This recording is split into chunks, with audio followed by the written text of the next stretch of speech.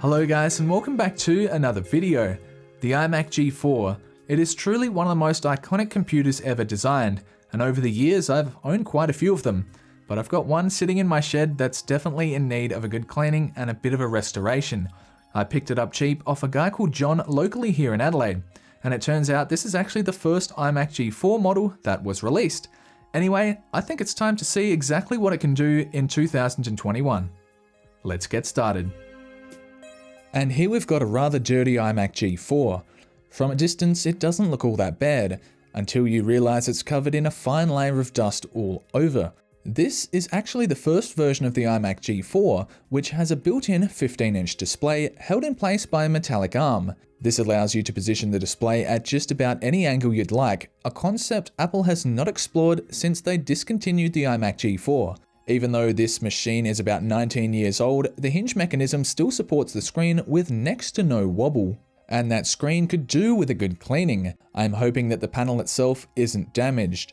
There is no glass layer in front of the display like you'd find on a modern Intel iMac. Another thing it has are a series of stickers on the display bezel itself. I'm also pretty sure no one has ever wiped the dust off the top of the screen either, so let's power the Mac up and see if it still works.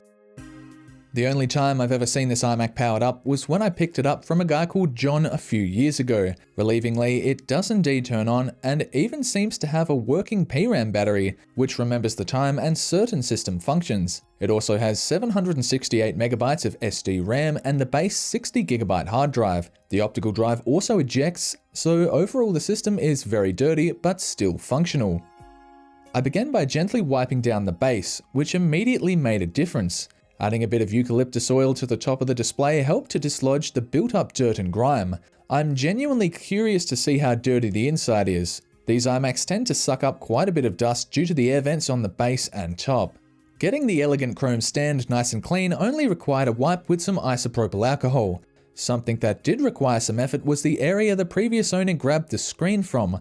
Most of this came off with a bit of elbow grease, although I tried not to be too rough in case I damaged the screen hinge. Using some Q-tips, I also removed the debris that had made its way into the various ports on the back. When you're wiping off a screen, it's important to be gentle and avoid corrosive chemicals. A damp paper towel is always my starting point to help remove gunk built up on the display surface. To help remove the small stickers on the screen bezel, I applied some sticker remover, then let it soak in for a few minutes. Then with very little effort, they peeled right off. I genuinely thought this one vanished into thin air, but it actually ended up flicking all the way to the other side of the room.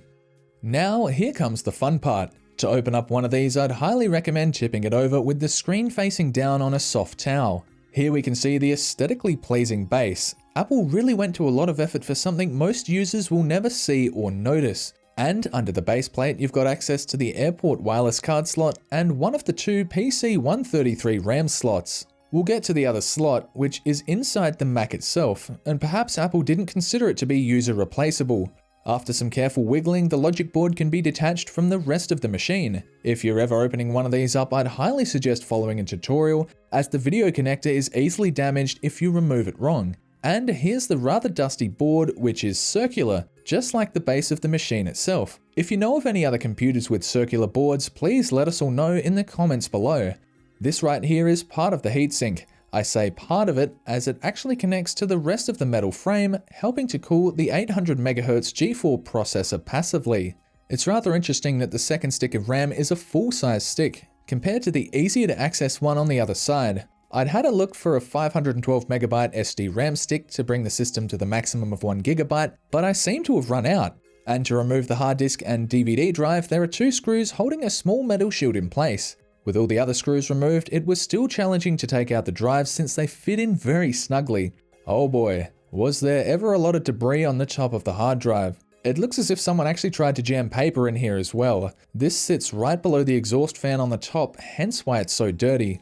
Another thing that was quite dirty was the fan, which was now accessible with the drives removed, and all it needed was a solid brushing to get it looking clean again. I also brushed off the logic board, which doesn't affect its performance in any way, but I like my computers to look clean both inside and out. While the casing was open, I also went through and gave it a brushing. Aside from the fan and logic board, the rest of the internals were pretty clean.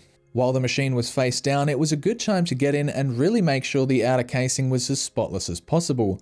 The goal with this video is to keep this as close to factory condition as possible. This means cleaning it out and using as many of the original components as I could.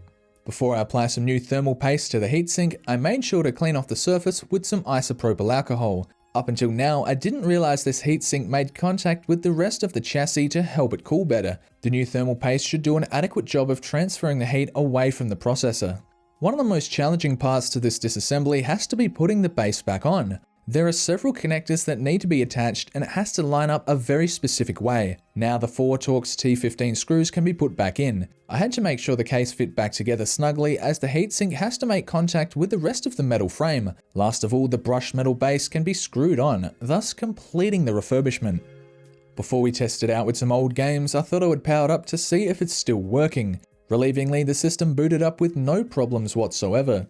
I was about to wipe the hard drive and install a new copy of macOS when I realized there was a version of Linux already on here. It was called Yellow Dog, and as far as I know, it's no longer being supported. Either way, let's install a fresh copy of macOS 10.4.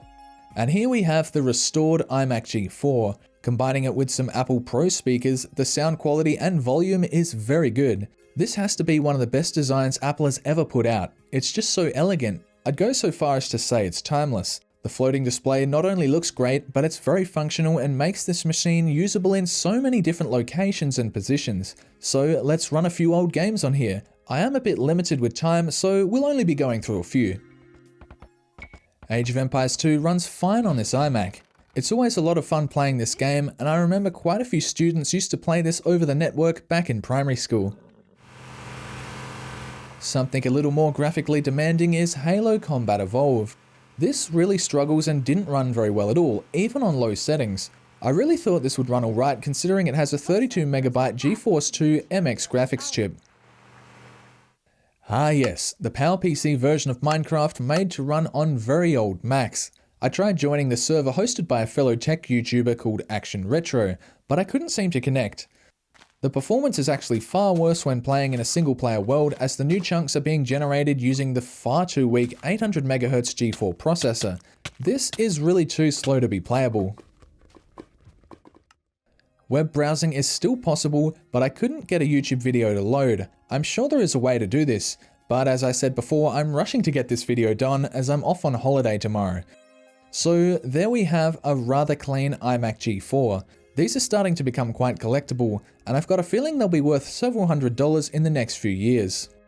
Thank you very much for watching. It's honestly been quite a long time since I've opened one of these up, and while these look pretty compact and sleek, they're actually very, very heavy. Anyway, I hope you've enjoyed the video, and if you've liked it, feel free to leave a like, and if you want to see more, definitely consider subscribing. I'll see you in the next video.